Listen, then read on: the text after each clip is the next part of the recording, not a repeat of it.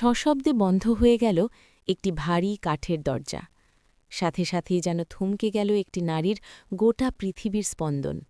ঘুটঘুটে অন্ধকার রাত, বাইরে হাড় কাঁপানো কনকনে শীত আর মুষলধারে নামা নিষ্ঠুর বৃষ্টি। মাত্র কয়েক ঘণ্টা আগেই মাটির কবরে নামিয়ে রাখা হয়েছে তার জীবনের সবচেয়ে বড় অবলম্বন, তার বুক ভরা ভালোবাসার স্বামীটিকে। স্বামীর জানাজার মাটি তখনও শুকায়নি, চোখের পানির প্রথম ধারাটি তখনও গাল বেয়ে নামা শেষ হয়নি। ঠিক সেই মুহূর্তেই ঘটে গেল এক অবিশ্বাস্য নির্মমতা। সম্পত্তির লোভে উন্মত্ত হয়ে ওঠা আপন মানুষেরা তার চরিত্রের ওপর লেপে দিল এমন এক জঘন্য মিথ্যা অপবাদ, যা শোনার পর আসমানও যেন লজ্জায় কেঁপে ওঠে। কোনো আত্মপক্ষ সমর্থনের সুযোগ নয়, কোনো মায়ার দৃষ্টি নয়, ঘাড় ধাক্কা দিয়ে তাকে বের করে দেওয়া হলো সেই বাড়ি থেকে, যে বাড়িটি তার নিজের হাতে তিল তিল করে সাজানো। তার কোলে এখন জ্বরে পুড়তে থাকা ৬ মাসের এক অবুঝ শিশু। বৃষ্টির ছাটে আর কনকনে হিমেল বাতাসে শিশুটি ততক্ষণে নীল হয়ে যেতে শুরু করেছে। মেয়েটি নিজের শাড়ির আঁচল দিয়ে শিশুটিকে ঢাকার আপ্রাণ চেষ্টা করছে, কিন্তু প্রকৃতির এই প্রলয়ের কাছে এক টুকরো কাপড় কতটুকুই বা বাধা মানতে পারে। মাথার উপরের ছাদটুকু কেড়ে নেওয়া হয়েছে, পায়ের তলার মাটিটুকুও যেন সরে গেছে। এই বিশাল পৃথিবীতে এখন তার যাওয়ার কোনো জায়গা নেই। যে মানুষগুলোকে সে নিজের পরিবারের সদস্য ভেবে দিনের পর দিন সেবা করেছে, তারা আজ অচেনা একদল হায়েনার চেয়েও ভয়ঙ্কর হয়ে উঠেছে। রক্তের সম্পর্কগুলো স্বার্থের ছুরিতে মুহূর্তের মাঝেই ছিন্ন ভিন্ন হয়ে গেল। মেয়েটি একবার পিছু ফিরে তাকাল সেই বন্ধ দরজার দিকে। ভেতর থেকে ভেসে আসছে উল্লাসীর চাপা হাসি, আর বাইরে কেবল মৃত্যুর মতো নীরদতা আর জমাট বাঁধা অন্ধকার। সে হাঁটতে শুরু করল। কোথায় যাচ্ছে সে জানে না। পায়ের নিচে কর্দমাক্ত পথ, মাথার উপর অবিরাম ঝরে পড়া বৃষ্টির জল, আর বুকের ভেতর ভেঙে চুরমার হয়ে যাওয়া এক নারীর আর্তনাদ। রাস্তার ল্যাম্পপোস্টের আলো নিভে গেছে অনেক আগেই। কেবল মাঝে মাঝে আকাশের বুক চিরে চমকে ওঠা বিদ্যুতের আলোয় দেখা যাচ্ছে এক মায়ের সংগ্রাম। কোলের সন্তানটি জ্বরের ঘোরে আর ক্ষুধার যন্ত্রণায় একটানা কেঁদেই চলেছে। মাটির পৃথিবীর কোনো দরজা আজ এই মা আর সন্তানের জন্য খোলা নেই। আত্মীয় স্বজন, পরিচিত মুখ, সবাই আজ মুখ ফিরিয়ে নিয়েছে অপবাদের ভয়ে। মেয়েটি বারবার নিজের গায়ের সাথে সন্তানকে চেপে ধরছে, নিজের শরীরের সামান্যতম উত্তাপটুকু দিয়ে হলেও সন্তানকে বাঁচিয়ে রাখার কি প্রাণান্তকর চেষ্টা। কিন্তু বৃষ্টির এই হাহাকারের কাছে মায়ের এই নিঃশব্দ আর্তনাদ যেন বারবার হারিয়ে যাচ্ছে। হাঁটতে হাঁটতে মেয়েটি এসে দাঁড়াল একটি অচেনা পাড়ার জনশূন্য গলিতে। রাস্তার কুকুরগুলোও আজ বৃষ্টির ভয়ে নিরাপদ আশ্রয়ে লুকিয়ে আছে। কেবল এই পবিত্র নারী আর তার নিষ্পাপ শিশুটির জন্য কোনো আশ্রয় নেই। দূরে একটি মসজিদের মিনার চোখে পড়ল তার। কোনো উপায় না পেয়ে মেয়েটি তার ক্লান্ত অবসন্ন শরীরটা নিয়ে গিয়ে আশ্রয় নিল সেই মসজিদের অন্ধকার বারান্দায়। মসজিদের মূল দরজাগুলো তালাবদ্ধ, কেবল বাইরের খোলা বারান্দায় এক চিলতে শুকনো জায়গা। কনকনে ঠান্ডা মেঝেতে বসে পড়ল সে। কোলের শিশুটি ততক্ষণে ক্ষুধার যন্ত্রণায় তীব্র চিৎকারে কাঁদতে শুরু করেছে। নির্জন রাতের নিস্তব্ধতা ভেঙে সেই শিশুর কান্না যেন চারপাশের পরিবেশকে আরও ভারী করে তুলছে। মা পাগলের মতো নিজের আঁচল দিয়ে শিশুর মুখ চেপে রাখার চেষ্টা করছে, পাছে কেউ এসে এই সামান্য আশ্রয়টুকু থেকেও তাদের তাড়িয়ে না দেয়। কোনো পাষাণ পাহারাদার যদি এসে বলে, এখান থেকেও দূর হয়ে যাও, তবে কোথায় যাবে সে? কি নির্মম এক দৃশ্য! এক অসহায় মা, যার বুকে জমে আছে পৃথিবীর সমান কষ্ট, সে নিজের সন্তানের কান্নার আওয়াজটুকুও কাউকে শোনাতে পারছে না। অন্ধকারে নিজের সন্তানের মুখের দিকে তাকিয়ে তার দু চোখ বেয়ে অঝোর ধারায় নামতে শুরু করল তপ্ত অশ্রু। বৃষ্টির জলের সাথে মিশে একাকার হয়ে যেতে লাগল একজন মাজলুম নারীর বুক ফাটা কান্না। সে তার অবুঝ শিশুর কপালে চুমু খেয়ে নিঃশব্দে কাঁদছে আর বলছে, পৃথিবীর মানুষেরা আমাদের তাড়িয়ে দিয়েছে বাবা, আজ আর আমাদের কেউ নেই, কেউ নেই। কিন্তু সত্যিই কি কেউ নেই? যখন মাটির পৃথিবীর সব দরজা সশব্দে মুখের ওপর বন্ধ হয়ে যায়, তখন কি সত্যিই মানুষের যাওয়ার আর কোনো জায়গা থাকে না? না, এই বিশাল শূন্যতা, এই চরম অসহায়ত্ব আর চারপাশের এই ঘুটঘুটে অন্ধকার, এসব কিছুই আসলে একটি বিশেষ আয়োজনের অংশ।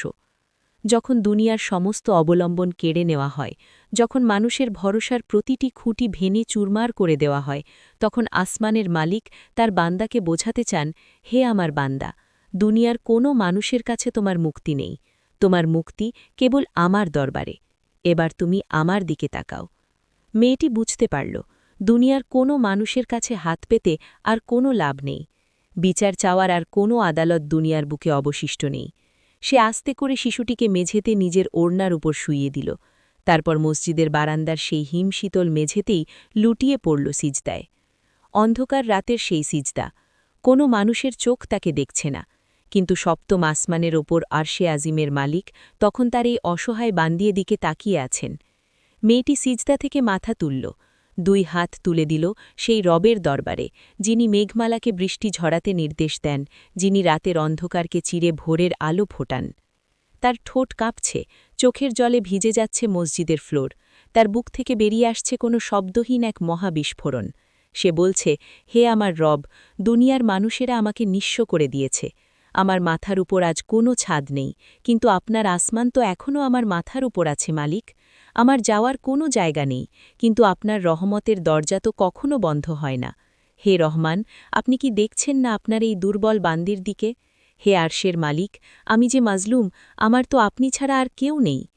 এই মাজলুমের এই আর্তনাদ কি আসমান পর্যন্ত পৌঁছাতে সময় লাগে? আমাদের প্রিয় নবীজি মোহাম্মদ সাল্লাল্লাহ আলাইহি ওয়াসাল্লাম এক সুমহান সত্য আমাদের জানিয়ে গেছেন। তিনি বলেছেন, মাজলুমের অর্থাৎ অত্যাচারিত বা অসহায় ব্যক্তির দোয়া এবং আল্লাহর মাঝে কোনো পর্দা থাকে না। সাহি বুখারি। যেই মুহূর্তে এই অসহায় নারী চোখের জলে ভাসিয়ে তার রবের কাছে নিজেকে সঁপে দিল, ঠিক সেই মুহূর্তেই যেন আসমানের দরজাগুলো খুলে গেল। রবের সাহায্য আসার জন্য কোনো বিশাল বাহিনীর প্রয়োজন হয় না, তার একটি ইশারাই যথেষ্ট। রাত তখন প্রায় শেষ প্রহর, তাহাজ্জুদের সময়। মসজিদের পাশের একটি বাড়ি থেকে একজন বৃদ্ধ মানুষ ছাতা মাথায় দিয়ে বের হলেন। তিনি এই মসজিদেরই খাদেম। প্রতিদিন এত ভোরে তিনি আসেন না, কিন্তু আজ রাতের শুরু থেকেই তার মনে হচ্ছিল কে যেন তাকে ডাকছে। ভেতরে এক অজানা অস্থিরতা কাজ করছিল, তাই আজ অনেক আগেই তিনি মসজিদের দিকে ছুটে এসেছেন। বারান্দায় পা রাখতেই অন্ধকারে তিনি শুনতে পেলেন একটি শিশুর গোঙানির শব্দ। টর্চের আলো ফেলতেই তিনি থমকে দাঁড়ালেন। দেখতে পেলেন তীব্র শীতই কাঁপতে থাকা একটি শিশু আর তার পাশে সিজদায় পড়ে থাকা একটি নারী। বৃদ্ধ মানুষটির বুকটা কেঁপে উঠল। তিনি দ্রুত নিজের গায়ের গরম চাদরটি খুলে শিশুটির গায়ে জড়িয়ে দিলেন।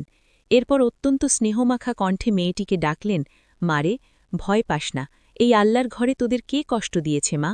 ওঠ, আমার সাথে চল, আমার বাড়িতে আমার স্ত্রী আছে, আজ থেকে তোরা আমারই সন্তান। মেয়েটি মাথা তুলে তাকাল, তার চোখে এখন অবিশ্বাসের ঘোর। মাত্র কয়েক মুহূর্ত আগে সে রবের কাছে কেঁদেছিল, আর এত দ্রুত সেই রবের সাহায্য নেমে এলো। আল্লাহু আকবার! যে পৃথিবীর মানুষেরা তাকে অপবাদ দিয়ে তাড়িয়ে দিয়েছিল, সেই পৃথিবীতেই আল্লাহ এমন একজন ফেরেশতাতুল্য মানুষকে পাঠিয়ে দিলেন, যিনি তাকে সম্মানের সাথে, আশ্রয়ের সাথে গ্রহণ করলেন। মেয়েটির চোখে এখন আর কষ্টের পানি নেই। এই পানি কৃতজ্ঞতার, এই পানি রবের ভালোবাসার। সে বুঝতে পারল আল্লাহ তাকে ঘর থেকে বের করেননি, বরং দুনিয়ার নিষ্ঠুর মানুষের হাত থেকে বাঁচিয়ে তাকে নিজের রহমতের চাদরে আবৃত করেছেন।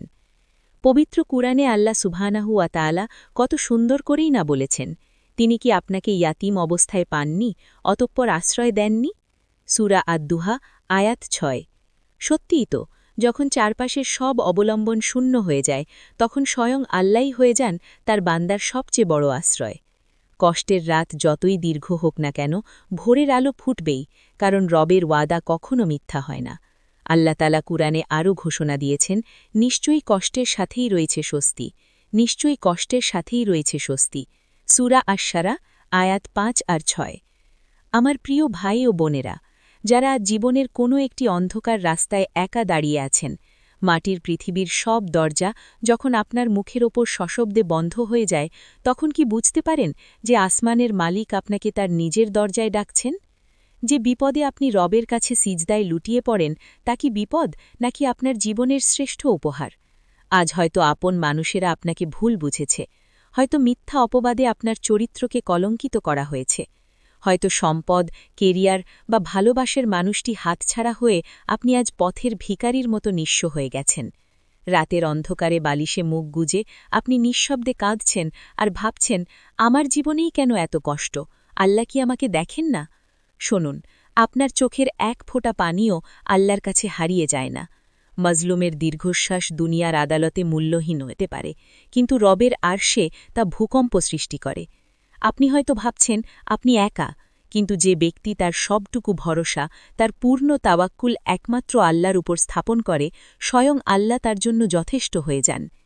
দুনিয়ার মানুষ আপনাকে ঘর থেকে বের করে দিতে পারে, কিন্তু আল্লাহর রহমতের ঘর থেকে আপনাকে কেউ বের করতে পারবে না। আপনার উপর আসা এই বিপদ, এই কষ্ট, এই একাকিত্ব, এগুলো আল্লাহর গাজব নয়, এগুলো হলো রবের ভালোবাসার ডাক। আল্লাহ চাইছেন আপনি মানুষের কাছে হাত পাতা বন্ধ করে দিন। তিনি চাইছেন আপনি কেবল তার কাছেই ভিক্ষা চান, কারণ মানুষ দিলে খোটা দেয়, আর আল্লাহ দিলে দুনিয়া ও আখিরাতের রাজত্ব দিয়ে দেন। তাই আজ এই মুহূর্তে আপনার জীবনের যত কষ্ট, যত হতাশা, যত বঞ্চনা আছে, সব কিছু আল্লাহর উপর ছেড়ে দিন। মজলুম হয়েছেন, বিচার রবের হাতে ছেড়ে দিন। সহায় সম্বল হারিয়েছেন, উত্তম রিজিকের মালিকের কাছে চান। মানুষের দুয়ারে দুয়ারে গিয়ে নিজেকে আর ছোট করবেন না।